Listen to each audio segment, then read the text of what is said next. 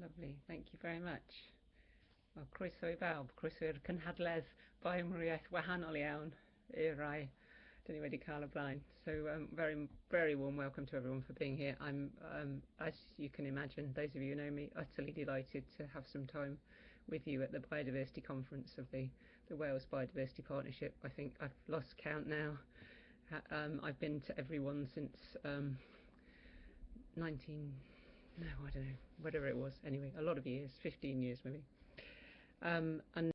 Yeah, I'm very happy to be here and to give us some time to talk about and to practice, in fact, biodiversity and behaviour change tactics.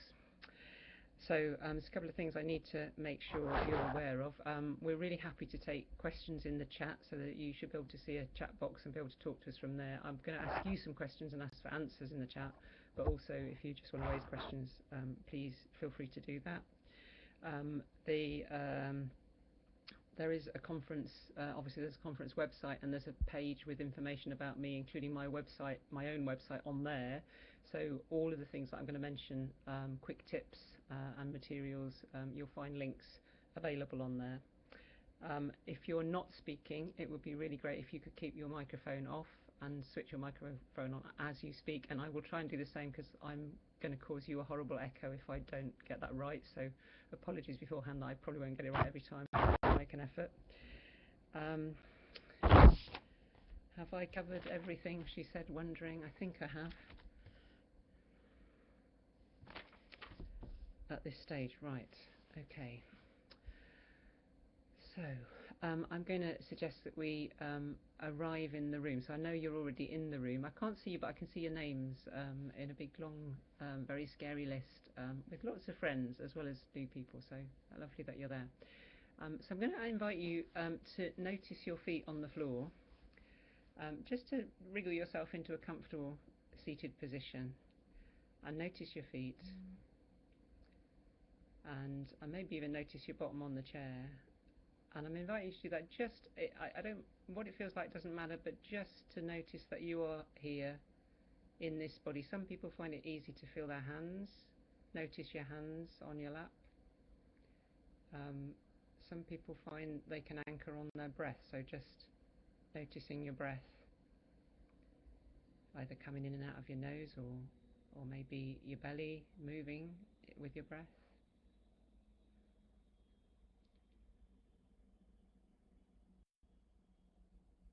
We're going to be using our eyes and our ears quite a bit in this session, so you might want to just check in with your eyes and your ears and how they're feeling.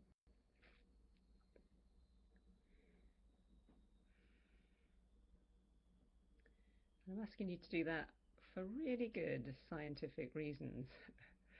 So there's a problem with human beings, is that we predict. We spend a lot of time in our brains worrying about what's going to happen next, working out what's going to happen next, planning what's going to happen next, and missing what's happening just now.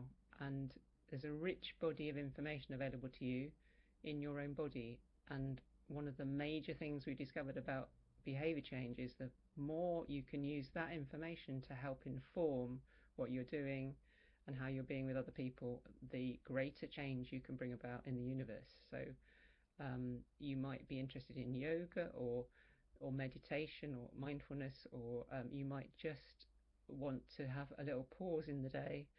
Then a great way to do that is any of those things, any of those anchors that work for you. So for me, it's the bottom of my feet. I'm quite an angry person, surprisingly, and so the bottom of my feet is a really good way to de-anger. If you're feeling angry, back to the bottom of your feet. So that's the one that works for me, but other people have different parts that work for them. So yeah, that's just a reminder of that. It's very weird. I feel like I'm talking to myself because I'm looking at my own face, which is massively uncomfortable, but let's not worry. Okay, so what I'd like to do is, having sort of checked in a little and noticed how you're feeling, I'd be really grateful if you would share with us a word in the chat for how you are feeling just now. So that would be great. Lovely.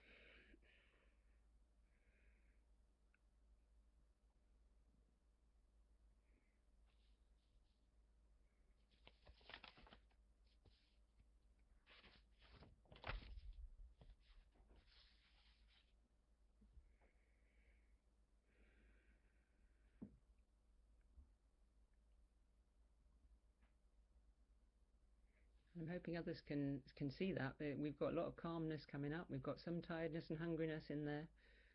We've got a few interested people, some relaxation and some ease and some excitement, which is great to hear. Lovely. Thank you very much for that. So I should say something about who I am and what I do, and what we're going to do this afternoon. So I'm going to introduce you to a small number of exercises, practices that I hope will be useful to you in your work. So the first one is literally that checking in. A lot of people these days, because we're all on Zoom and Teams and things, will be checking in verbally, but actually taking a moment to check in physically with yourself before you start to articulate is really, really helpful. Because you're getting more data, so you're getting a more informed idea of how you are, and also because articulation of an emotion that you're feeling is a really powerful tool for getting your brain working well. So your brain works best when emotions are working with the thinking. So to link the two together, you need to notice how you're feeling, and then you can articulate. And of course you can articulate something that's an emotion that you want to use in the meeting. So some of these things that you're articulating, that's great. I'm going to use my calmness, I'm going to use my interestedness in this meeting. That's really helpful. My hungriness and my tiredness I may have to put aside till later, make sure I get some food and a sleep later on. So you can make that choice. So the fact that you've articulated enables you to make the choice of either using it or letting go of it, and that allows you then to make far better decisions in the meeting that you're in. So yeah, as you can see, I'm very interested in this topic. The reason that I'm very interested in the topic is because I run a behaviour change programme. So I run the internal behaviour change programme of the Welsh Government, which is, as far as we know, the first in the world. It came about because a group of senior civil servants in the Welsh Government, who were all running big challenging programmes, some of which were to do with biodiversity, decided that they had noticed something a little bit odd about what they were up to. What they were doing was they were running lots of big change programs out in the world to try and change other people's behaviour. And it suddenly occurred to this little group of them that that wasn't actually the problem. You know, the problem wasn't the people out there, the problem was them themselves, and they felt they needed their own change program to help change them. So I now feel, at the time I felt quite scared and excited by that idea, but I now feel very proud of them for being the first civil servants to go, do you know what, it's not the other guy that's the problem. So that's cool. And we established a program, and it's a 20-year program. So it's, you know, we realised that it takes a while to do these things, and we're about 8.5 years into that program. So we're at the stage where now I'm feeling a little bit more confident that I know what we're doing. We checked ourselves against the very latest behavioural science about a year ago now, and we really are on to the most up-to-date methodologies. So I'm glad to be able to share some of that with you. What I'll be doing is introducing a few simple things. So we'll do the checking in thing. We'll do a bit of story sharing, and we'll do a problem-solving methodology, and that's all we're going to cover. But we're going to cover it experientially. I'm going to ask you to actually engage, as you've just done, invite you to engage with it for real, because the best way to learn is for your body to learn. What we don't want to do is learn this theoretically in our heads and then take it away. You're not really going to be able to use it again. But if you can learn it in your body this afternoon, that'll enable you to practice it, and you'll be able to stretch it and adjust it and change it and work with it to find ways that particularly suit your own needs. And I'm really happy to be available to talk about any of that, to build a relationship on that as we move forward. So don't be shy. Do look at my website. Do pick up my email address and do get in touch if I can be of any help. So let's do some storytelling then. So there's a very important structure to storytelling if you're in a leadership role, and some of you are immediately going to be thinking, oh, am I? And I'm not leading, but I think you are leading, because you're doing something about biodiversity, about nature restoration, about the ecosystems around us. As far as I'm concerned, that puts you right at the front.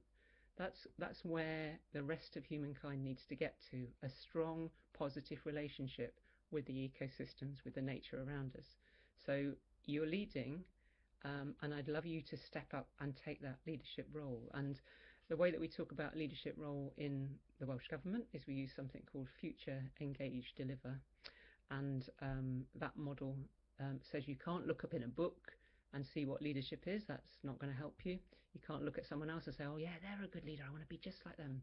But actually being a good leader is about being the best you can be, as much as you can be that, to be the best you. And if you get that right, the best you is the you that enables other people to be the best them.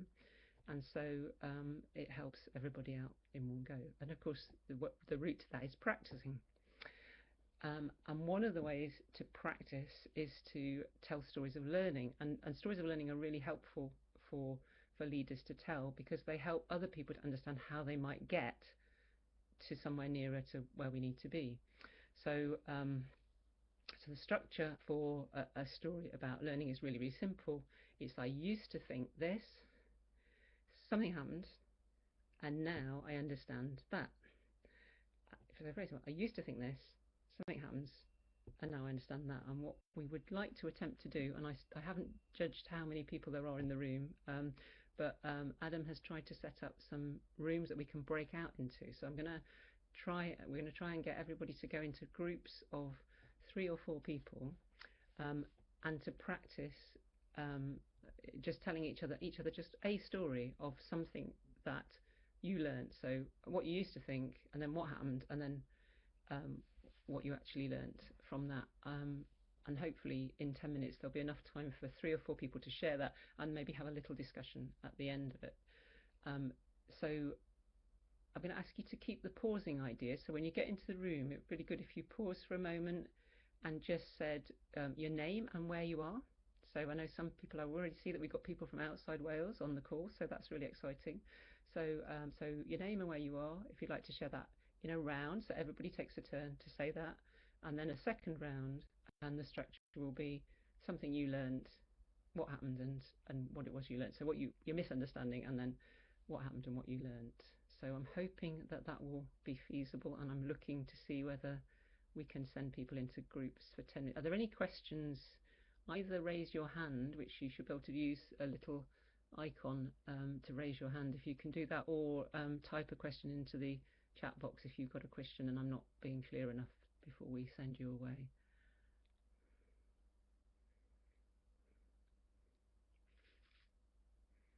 Or feel free to all clear. Lovely, thank you, that's great.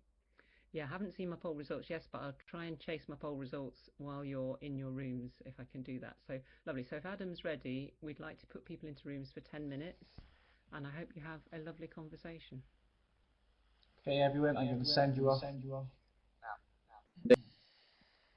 Lovely. So we should all be back in the room. If you can make sure you mute your mic, if you would, that would be great. I realise that some of us have managed to actually have a conversation and see each other's faces. Others of us have been typing into chat together. I'm hoping everybody managed to share a story in some way, and our apologies if you didn't. It's all very experimental, and hopefully next year's conference we'll be able to do it in style. So so thank you very much for participating in that activity. So so lovely. So we've gone out and done some energizing activities. We're sort of going to land back in here. I'm going to suggest that we get out of our chair and just walk around our chair, or move our chair around just for a moment. So I'm going to do that. It's like this.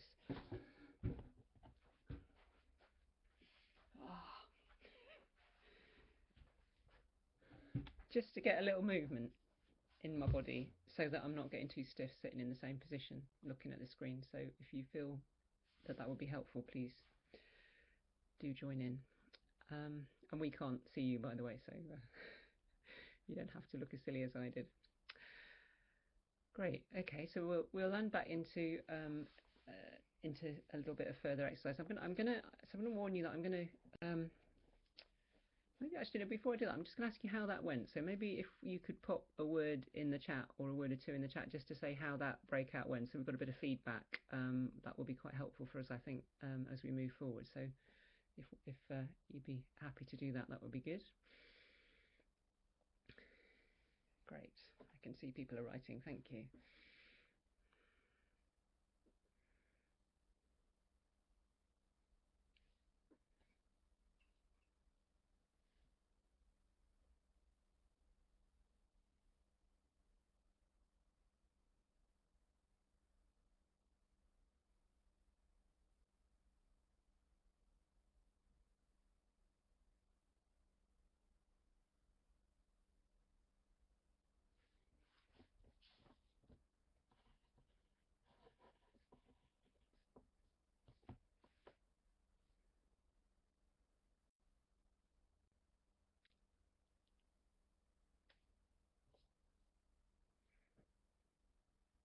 Thank you very much.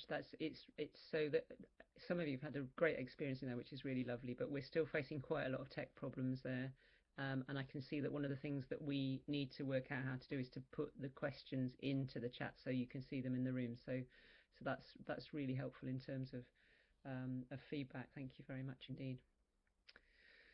So I'm going to give you some bad news in a moment. Okay, so I'm warning you, I'm going to give you bad news. I'm going to show you how to use this idea of embodiment, being in your body, to help yourself when you're having to deal with something difficult. So I'm going to show you something called the safety position. Okay, so I'm going to stand up. You don't need to stand up, just to show you. So a really good thing to do is to put one hand on your belly and one hand on your heart. So you might want to try this: a hand on your belly and hand on your heart. And it's a really good maneuver because it puts you in touch with your body. Now, some people find it helpful. If you find it helpful, great, stay there a moment, that's really good. If you don't find it helpful, bring your hand from your belly up and try your head instead. Some people find the head and the heart easier and more comforting or more comfortable. So just whichever one works for you. I'm lucky that the belly and the heart works for me, and really interestingly, when you're on Zoom like this, you can't see me doing it. So when I get stressed in a meeting and I really need help, I can do that and nobody even knows. So that's really helpful. Obviously, if you're out in the field, it's more obvious, but I still think it's worth doing to give yourself that support.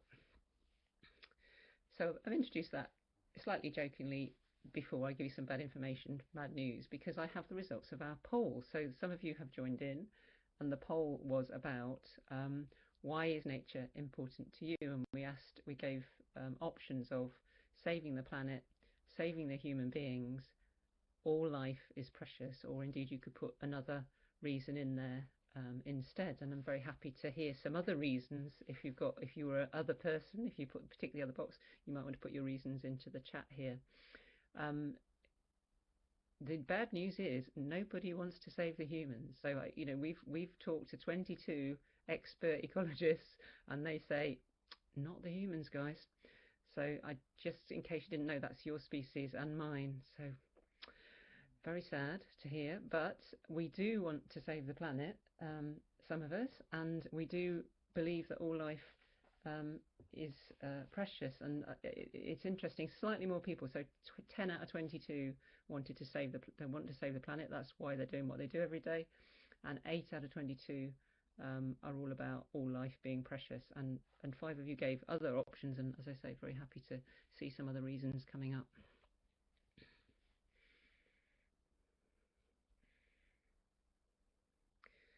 Yeah, great, lovely. So yeah, some of these are about well-paid jobs in rural areas and wildlife conservation, and some of them are about actually reminding us that biodiversity includes people.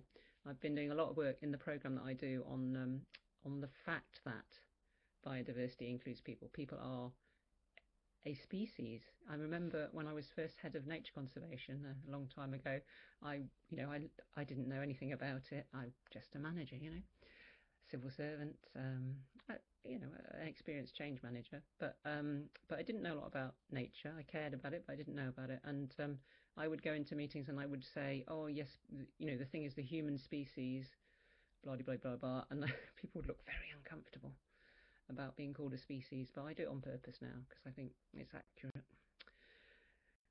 So why am I waffling about that?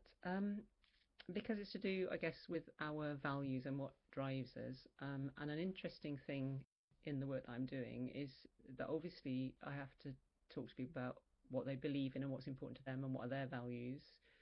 And we're struggling to find anybody who hasn't got a really positive value about caring for something.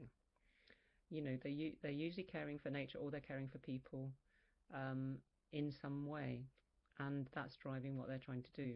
And the gap that we found really in behavioural change is not a gap of values and beliefs, it's a gap between the values and beliefs and our skills to be able to create the change that we're looking for.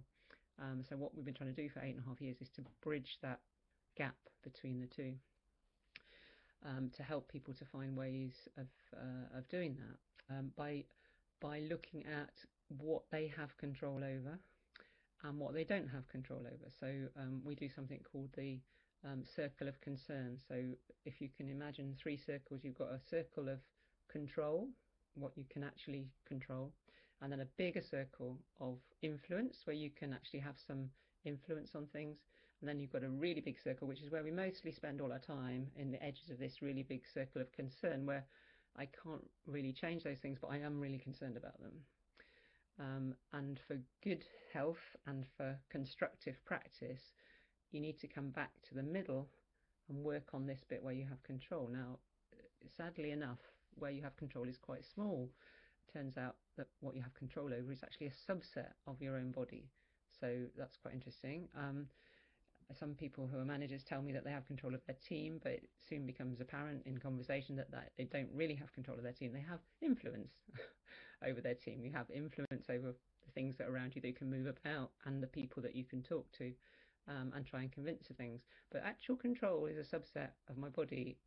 So a simple experiment is to try not breathing for a moment, and eventually your breath will start again, because you don't control that. You don't control your heartbeat. It's doing that for itself. So or the part of you that is conscious doesn't, I should say, I suppose. So we try to start with what that individual can change for themselves that changes the scenarios, the situation they're in, and invites other people to start to behave differently. And that's become quite a powerful experiment. And what we've discovered is that there's a core skill set that really, really helps you to do that. And the core skill set is really simple. It's pausing and becoming present and being there with what's really happening. It's listening really carefully to what people are talking about, listening what we might call generatively, in a way that helps people to talk about what's really important to them. Asking really good questions, so asking things that you're genuinely interested in, that are usually slightly open-ended, that get a person to really be able to share, and learning by doing. So, experimenting, prototyping, having a go at things with other people. And one of the big things that human beings build relationship through is doing stuff together. So if you're both sawing a log next to each other, or you're both knitting at the same time, that's good, because that sets up the chemicals for a relationship. What's really interesting is it sets them up even if you're doing that over video. So it's not something about necessarily being in the same physical space. Actually being in the virtual space seems to work just as well, and indeed being present is entirely possible, it turns out, even though we're on the other end of the wire from each other, which wasn't quite what we were expecting. So that's quite exciting. Yes, so what else can I say that might be useful? So some of what comes out of my program is something called quick tips, and quick tips are descriptors of a way in which some people in the Welsh Government have solved a problem. So it doesn't mean everybody solved it that way, but it means that at least 4 or 5 teams have tried it out and found that it's a solution for them. And I'm going to just mention what we call the big 3 for biodiversity, which is 3 quick tips which are deeply connected with biodiversity. So there is one about learning from nature, which I'm sure you'll be interested to see. And if you go on my website and you just write nature in to the quick tips box, it will come up. You can search for any of these. One which is about how to make your meeting more strategic. to which the answer is take it for a walk. And a third one, which is about if you get stuck when you're doing sustainable management of natural resources, SMNR, what to do when you get stuck. So those are the three sort of top sellers in terms of biodiversity related quick tips, but there are lots of others around how do you have meetings well and use the behavioural science to do that and so forth. Right, I want to show you one more thing and then I will stop and take some questions. So I'm going to show you embodied self-coaching, if you'd like to have a go at embodied self-coaching. So what I'd like you to do is, again, get yourself comfortable and just check in with, the bottom of your feet or whichever bits of you, my shoulders there, you see? That's what they decided they need, a bit of attention. And then I want you to bring a problem or a challenge to mind. So some challenge, problem, issue that you've got that you're working on, not a hugely enormous one that's going to make you burst into tears, right? But just a fairly middle-sized one that you could do with getting a bit of extra information about, yeah? So I have no direct way of knowing whether you've got that in your mind, so I'm just going to give you a moment to get that into your mind. I'm sure all of us have got a challenge or a stuckness or a problem to think of. Would you like to just let us know in the chat if you really haven't, and we can lend you someone else's? I'm sure that will be fine.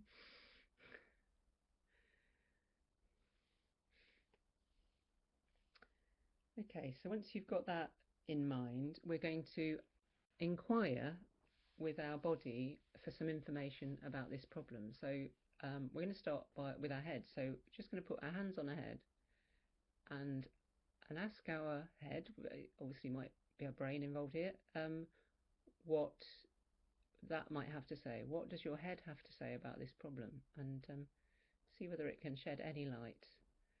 So just remaining relaxed. What can my head tell me about this problem?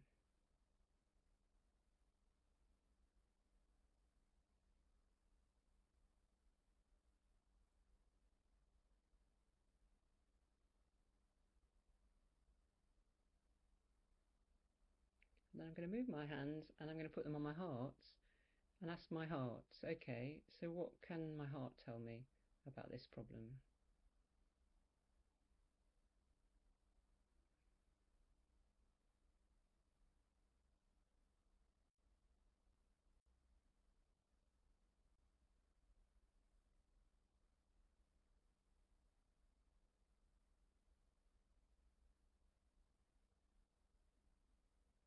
And then I'm going to move them to my belly and I'm going to ask, okay, what does this part of my body have to say about this problem, challenge?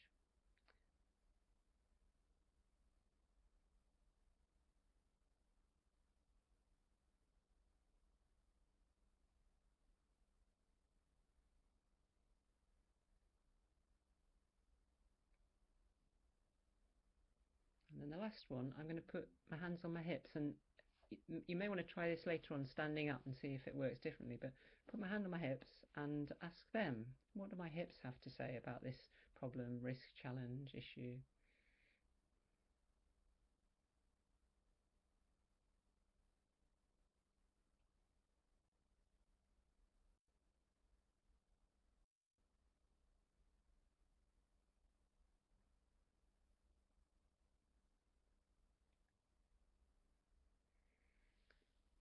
And again, it'd be useful to hear any responses to that. How did that feel? Maybe a couple of words of what happened, if that's reasonable to share. You don't have to share your problem at all. We're not really interested in that, but in the process of asking, inquiring physically with your body about whether there is extra information. And obviously what happens with human beings is we often ask our brain, we don't often ask the rest of our body, and so we're only getting partial information. And you actually have neurons around your heart and your stomach, so you have mini brains functioning in those areas. So it does make sense to be asking more than just the top left hand corner of your rational brain about what's going on.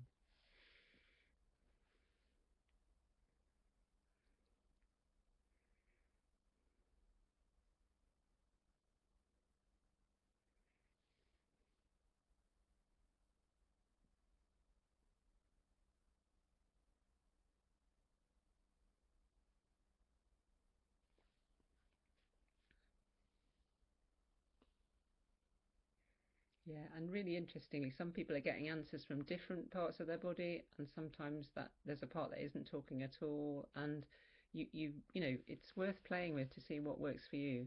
Um, and what I found is different problems, I get answers from different bits, and sometimes one bit works and sometimes another bit. And I don't really know what's going to happen until I ask the question.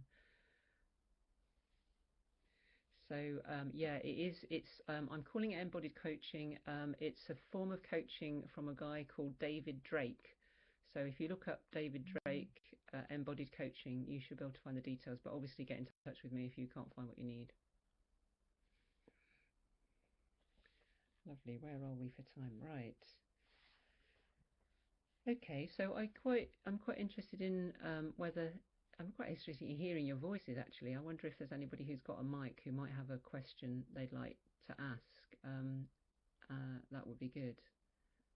And I can, oh, is that, so I'm getting used to the system here. That might be hands going up there. So, Hiya, Diana. Yeah, lovely. Nice to meet you. Hello. Nice to meet you too. Thank you so much. Yeah, it's great to see that there's a mindfulness themed session during this conference. So that's really progressive and forward thinking. So thanks for that. So for me, particularly at the organisation I work for, which is the Marine Conservation Society, mindfulness is becoming an increasing thing that we are starting to integrate within our daily working structures. And it's something that we're definitely looking at progressing as well, where we can. So it was great to get a few more ideas on different kind of short activities that we can do. I guess I really put my question in the last comment, really, but just to kind of revisit that, is there a particular reason why you or David have selected those specific body parts? Or is it really interpretive? I mean, could you just choose any body part, or was there kind of like a justification for that? I was just interested to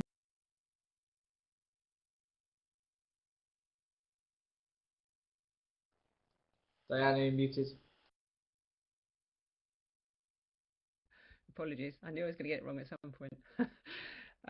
Yeah, I don't know the answer to your question, Fionn. We probably need to ask David about that. There do seem to be particular relationships. So the one that I know is the feet one, because I was extremely angry as a child and a young person, and I discovered it. I didn't know that it was a thing. I just learned to do it instinctively, which is that when I felt angry, I would feel my feet, and the feeling of my feet would bring the anger down. And I can bring anger down very rapidly because I've practiced for 56 years or something, bringing my attention to my feet. And that's used a lot with people like me who have autism, and other people who have difficulties in learning. That a lot of people you'll find will use that technique, and we know there's a connection there. So I imagine there's also particular connections that David had in mind for the 4 places that he chose, but I don't know the details of why he chose those particular places. It's really interesting that you're doing this work, and the couple of things I would say is we found that you need to bring in the behavioural sciences as well as the mindfulness, and you need to create spaces in which people can do the reflection together as well as engaging in the practices, and it's those 4 points of the square that seem to unlock things. And the other thing to say, both to you and to everybody else in the room, is we're really interested in setting up some communities of practice for groups who are interested in doing these things. So do get in touch with me if you'd like to form, or you already have, a community of practice and you'd like to become part of a bigger scale project who's bringing mindfulness, behavioural sciences, new ways of working which are more integrated into how natural systems work into the workplace. Lovely. I think is that Mike, and have you had your hand up for ages? I'm really sorry if you have, Mike.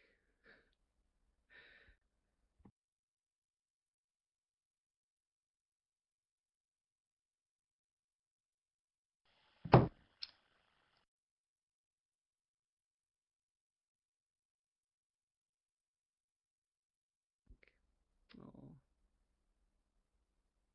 accidental. Okay, apologies. question before we start to close, I guess.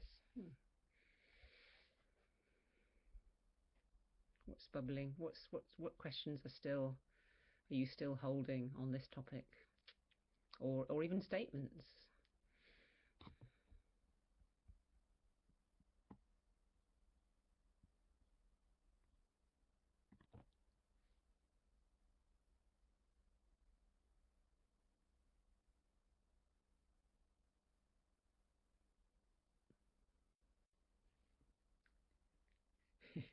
Yeah, that's fine, Fionn. I'm sure everybody else is happy to watch us having a conversation.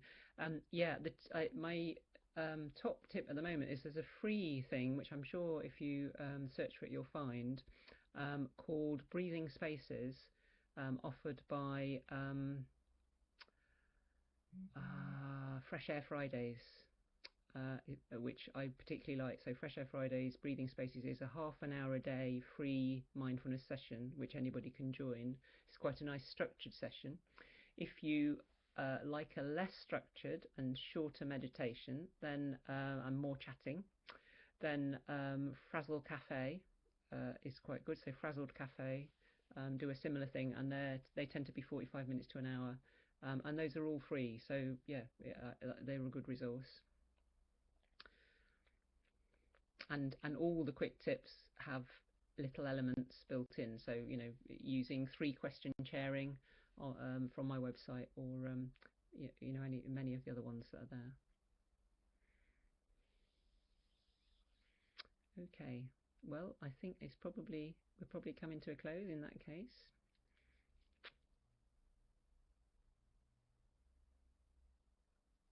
Oh, hang on.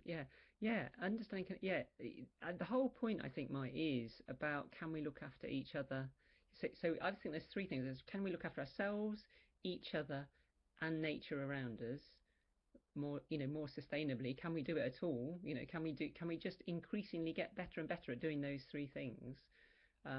Absolutely, I think that's where the work is. How do we explain that to others?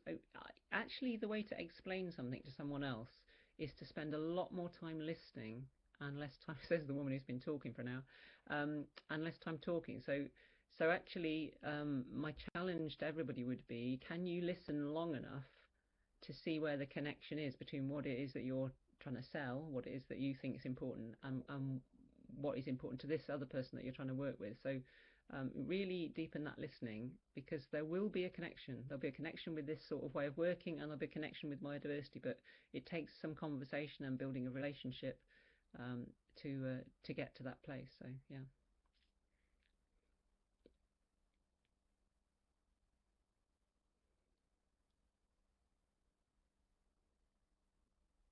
Brilliant. I can see people sharing their actual breathing practices, which is fabulous. Yeah, lovely. Yeah, thanks, Len. Yeah, it's absolutely true. Yeah, it does. I mean, there's plenty of science. There's a huge body of random control trials that back up the use of mindfulness meditation in various scenarios. So it's not something where there isn't science. Of course, you will know that there's plenty of places where the science stacks up, but human beings still fail to come to the table. And so then it's about the psychology. Then it's about, what is it that's holding us back? And trying to find compassionate, constructive, creative, courageous ways to help people to come to the table. Wonderful. Okay, I'm going to begin to close the session, I think. Thank you very much to everybody. A really big thank you to Adam and Michaela and the others for helping in the background and getting me in a position where I could do this at all, which is really, really appreciated. There is a feedback form on the conference platform, so we'd be really grateful if you go in and look at this session and actually fill in some feedback for us. That would be really marvellous. And there's plenty more information up there, including the website link if you need to contact me or you want to pick up any of the quick tips. Could I type the link to my webpage? Yeah, good question. Okay, I'll see if I can do that. It is on the website, so don't worry if I don't get here. Right, okay, so while I'm typing this, what would be really good would be if we do a check-in just to check out. So just take a moment to get in touch with your body again and where you are, and in whatever way is best for you, and maybe practice a little of your breathing for a moment.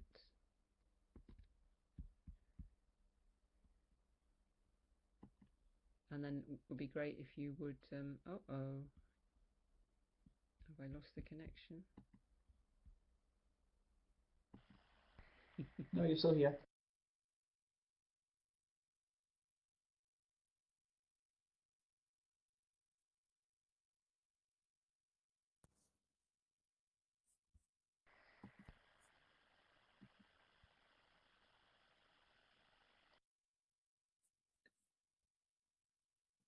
Okay, possibly I'm back, possibly not. Okay, that was an attempt to type something in the box, which was probably not a good idea, was it? There we go. You're there. If you're here, it would be marvellous to hear how you are on the way out. So yeah, if you want to share in the chat how you're feeling just now, that would be grand. I think we have got the website into the link. Apologies that I lost myself on the way.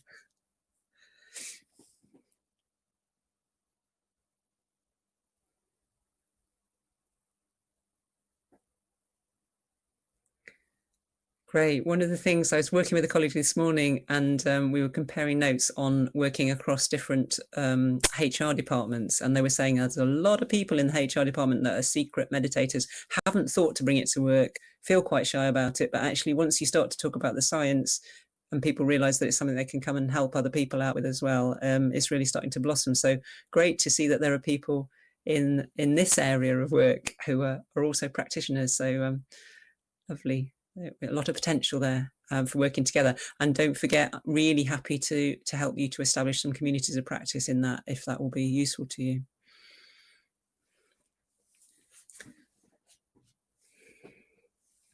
Right, well, we do have 5 minutes. We're going to leave ourselves open to getting a little bit more typing how people are feeling, but do feel free to speak up if you've got a question, and then it's time to go, I think.